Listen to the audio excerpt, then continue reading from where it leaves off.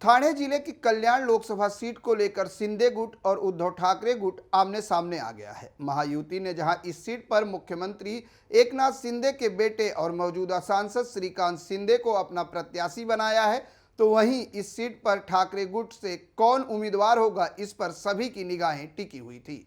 आखिरकार इंतजार खत्म हो गया है। शिवसेना उद्धव ठाकरे गुट की ओर से इस सीट के लिए वैशाली दरेकर के नाम की घोषणा हुई है। आपको बता दें कि वैशाली दरेकर का नाम आने के बाद अभी यह सवाल उठ रहा है कि क्या वैशाली दरेकर डॉक्टर श्रीकांत शिंदे को चुनौती दे पाएंगी।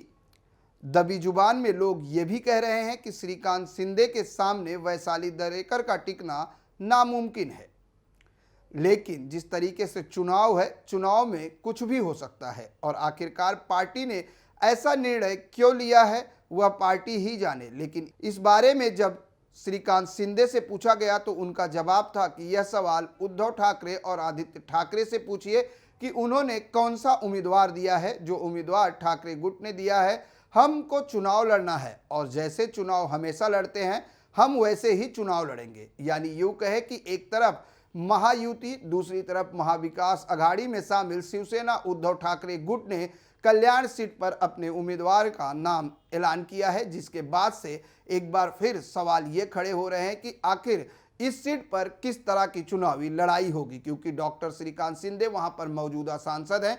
पिछली बार जब 2019 का चुनाव लड़े थे तो वो शिवसेना उद्धव ठाकरे गुट यानी यूँ कहे कि तब शिवसेना से लड़े थे। तब शिवसेना में बगावत नहीं हुई थी और शिवसेना एक थी। अभी शिवसेना के दो फाट हो चुके हैं। एक तरफ है डॉक्टर श्रीकांत शिंदे की बात करें तो उनके पिताजी की जो पार्टी है एकनाथ शिंदे शिवसेना, दूसरी तरफ उद्धव ठाकरे की शिवसेना।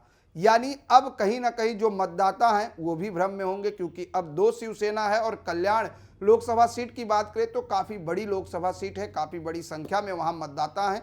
ऐसे में मतदाताओं की अगर बात करें तो मतदाता देखने वाली बात यह होगी कि आने वाले लोकसभा चुनाव में जब मतदान होगा तो वहाँ पर कौन सी पार्टी बाजी मारती है। शिवसेनेच्या कल्याण लोकसभेच्या अनुषंगाने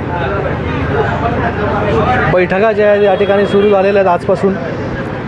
आज आम्ही कल्याण ग्रामीण आणि डोंबिवली पश्चिम या विधानसभेमधील जे आहे या बैठका ज्या आहेत, नगरसेवक आहेत, विभाग प्रमुख आहेत आणि मेन पदाधिकारी यांच्या बैठका या ठिकाणी घेतल्या।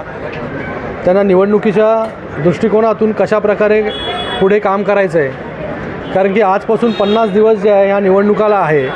20 मेला मतदान जे आहे ते त्या ठिकाणी होणार आहे। कशा प्रकारे आपण केलेली कामं जी आहेत ती लोकांपर्यंत पोचवायची आहेत, कशा प्रकारे जे आहे ते फर्स्ट टाईम वोटर्स असतील, 85 वयोगटाच्या वरचे वोटर्स असतील, त्यांना कशा प्रकारे त्यांच्यापर्यंत पोचायचं आहे, कशा प्रकारे जे आहे ते निवडणूक यंत्रणा त्या ठिकाणी राबवायचं आहे। तर ह्या सगळ्या गोष्टी ज्या आहेत याचं बैठक जी आहे ती या ठिकाणी पार पडली।